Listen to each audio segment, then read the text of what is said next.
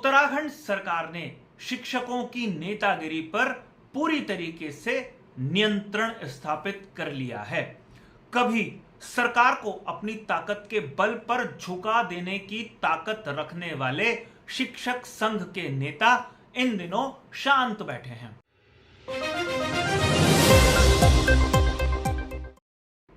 नमस्कार, मैं हूं मनमोहन भट्ट। उत्तराखंड के शिक्षक संगठनों पर या शिक्षकों पर नियंत्रण स्थापित करने की कोशिश कई सरकारों ने की, लेकिन शिक्षक संगठनों के दबाव में राज्य सरकारें कोई बड़ा फैसला नहीं कर पाई।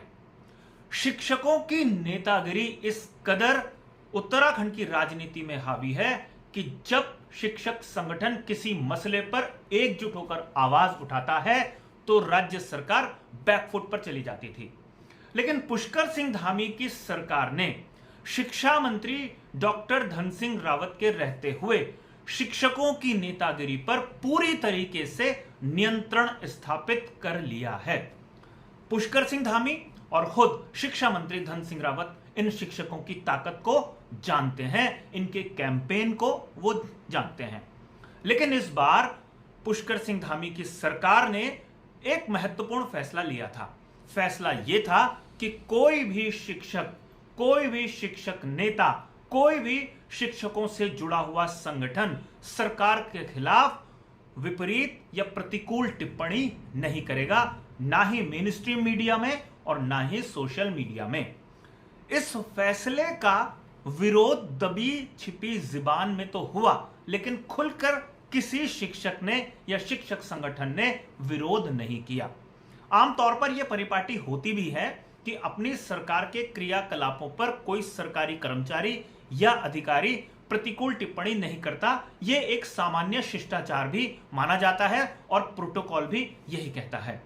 लेकिन शिक्षक लगातार सरकार पर दबाव बनाने के लिए या सरकार की किसी नीति की आलोचना करने के लिए जब एक सुर से कमेंट्स करना शुरू करते थे, अपने विचार व्यक्त करना शुरू करते थे, तो सरकारें परेशान हुआ करती थी। यही सोचकर शिक्षकों को दबाव में सरकार ने लिया।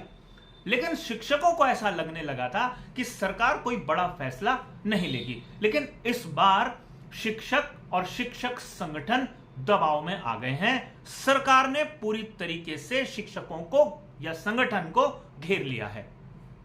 ताजा मामला है एक लेक्चरर का जो मुकेश प्रसाद बहुगुणा है, पॉलिटिकल साइंस राजनीतिक विज्ञान के ये प्रवक्ता हैं पौड़ी गढ़वाल के मुंडनेश्वर क्षेत्र में। मुकेश प्रसाद बहुगुणा वायुसेना से रिटायर्ड अधिकारी रहे हैं, उसके बाद शिक्षक के रूप में अपनी सेवाएं वो उत्तराखंड में दे रहे हैं। मुकेश प्रसाद बहुगुणा का एक परिचय यह है कि वो व्यंग करते हैं। व्यंग्यात्मक टिप्पणी के लिए मुकेश बहुगुणा जाने जाते हैं और सरकार के मंत्री उन पर मुकेश प्रसाद बहुगुणा ने सीधी टिप्पणी कर दी।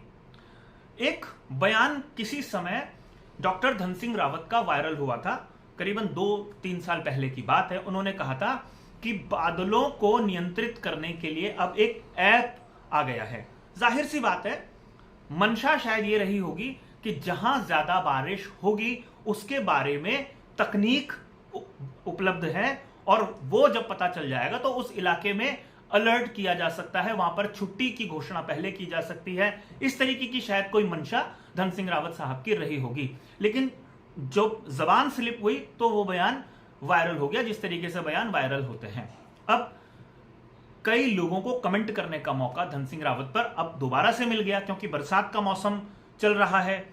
कई जगह भारी बारिश का जब अलर्ट आया तो राज्य सरकार ने कई जगह अपने स्तर से छुट्टियां करी, कई जगह जिला प्रशासन ने अपने स्तर से छुट्टियां करी। इस बीच मुकेश प्रसाद बहुगुणा ने एक टिप्पणी करी। उन्होंने धन सिंह ऐप का जिक्र अपनी टिप्पणी में किया और वो पोस्ट उनकी फेसबुक पर अभी भी बनी हुई है। चूंकि राज्य सरकार ने पहले ही एक दिशा निर्देश या कह लीजिए सीधा आदेश जारी किया था कि कोई शिक्षक संगठन, शिक्षा से जुड़ा हुआ कोई भी व्यक्ति, मतलब सरकारी व्यक्ति, सरकार के खिलाफ टिप्पणी नहीं करेगा। लेकिन यहां मुकेश प्रसाद बहुगुणा ने सीधा मंत्री पर ही, अपने विभागीय मंत्री पर ही घनघोर टिप्पणी कर दी। इस बात की जानकारी कई लोगों को हुई, लेकिन एक व्यक्ति ने इसकी शिकायत कर दी। उसके बाद राज्य सरकार की तरफ से, वरिष्ठ अधिकारियों की तरफ से एक जांच बैठी। जांच में मुकेश बहुगुणा के बयान भी लिए गए, उनकी इस पोस्ट को भी देखा गया और उसके बाद मुकेश प्रसाद बहुगुणा को दोषी करार दे दिया गया। और अब यह फैसला हुआ है कि मुकेश प्रसाद बहुगुणा की एक तो तनख्वाह काटी जाएगी, मतलब तनख्वाह रोकी जाएगी, और हो सकता है मुकेश प्रसाद बहुगुणा को निलंबित भी किया जा सकता है। मुकेश बहुगुणा का तर्क सुनिए, मुकेश बहुगुणा की प्रतिक्रिया सुनिए, उसके बाद आगे की कहानी हम आगे बताएंगे। मैं अक्सर व्यंग लिखता रहता हूँ, बहुत सारे व्यंग मेरे पत्र पत्रिकाओं में छप भी चुके हैं। तो अभी 7-8 दिन पहले मैंने एक व्यंग लिखा था जिसमें मैंने किसी काल्पनिक धन सिंह ऐप का जिक्र किया था। तो उस व्यंग को लेकर के कोई समाज सेवक इतना भड़के कि उन्होंने मेरी शिकायत कर दी और हमारे सीओ साहब ने उस पर जांच बिठा दी। और मैंने सुना है कि मुझे आज अखबार के माध्यम से मुझे पता चला है कि मुझे दोषी माना जा रहा है और मेरे खिलाफ कार्यवाही की प्रस्तुति की गई है। हालांकि व्यंग में अगर आप व्यंग को ध्यान से पढ़ेंगे तो व्यंग में ऐसी कोई बात नहीं है। समाज सेवक जी का कहना है कि मैंने मंत्री जी के खिलाफ अभद्र भाषा का प्रयोग किया है। वो व्यंग आज भी मेरी फेसबुक पोस्ट पे यथावत है, तो आप उसको पढ़ सकते हैं। मैंने कभी कहीं पे भी किसी के खिलाफ कोई अभद्र भाषा का प्रयोग नहीं किया है।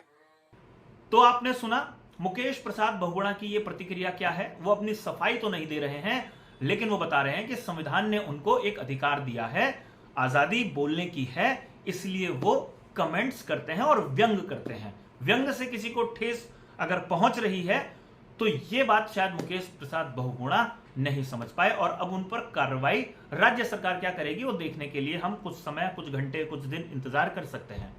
लेकिन यहां पर हम बात कर रहे थे शिक्षक संगठनों की, जो पूरी तरीके से दबाव में है।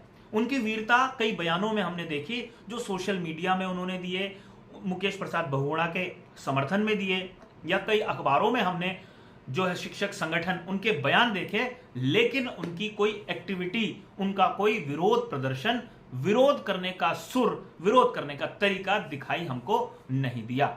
हम सारे लोग जानते हैं, पहले भी जब कभी सरकार के साथ शिक्षक संगठनों की तनातनी होती थी तो किस तरीके से शिक्षक संगठन अपना दबाव बनाते थे। लेकिन इस बार मतलब समझ लीजिए 2-3 साल में शिक्षक संगठन पूरी तरीके से बैकफुट पर है। और मैं टिप्पणी करूं तो वो सिर्फ दुबक गए हैं।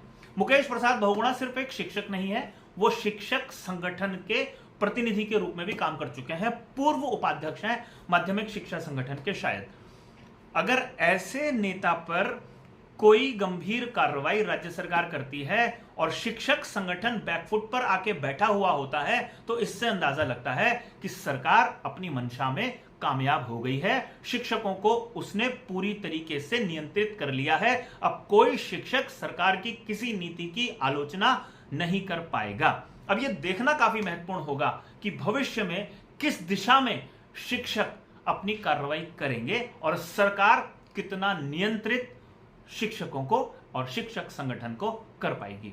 अभी के लिए साथियों इतना ही। अगली रिपोर्ट में आपसे फिर मुलाकात होगी, तब तक इजाजत दीजिए। नमस्कार।